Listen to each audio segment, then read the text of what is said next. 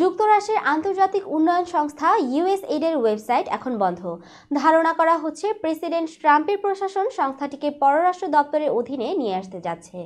British সংবাদ মাধ্যম the গার্ডিয়ানের প্রতিবেদনে বলা হয়, ইউএসএইডের ওয়েবসাইটটিতে আর প্রবেশ করা যাচ্ছে না। প্রবেশ করার চেষ্টা করলে একটি বার্তা দেখা যায়, সার্ভার আইডি ঠিকানা খুঁজে পাওয়া যায়নি।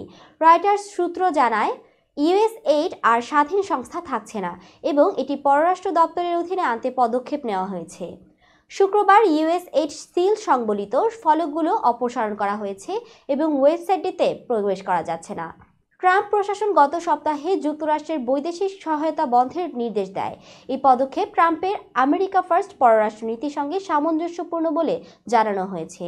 ইউএসএইডের সাবেক কর্মকর্তারা অভিযোগ করেছেন, এই পদক্ষেপটি ভিন্নমত দমনের উদ্দেশ্যে নেওয়া হচ্ছে। তারা এটিকে হঠকারী সিদ্ধান্ত হিসেবে আখ্যায়িত করেছেন। এই পরিবর্তন হলে সংস্থাটির মানবিক কার্যক্রমে বড় ধরনের নেতিবাচক প্রভাব পড়তে পারে বলে এমন আশঙ্কা রয়েছে।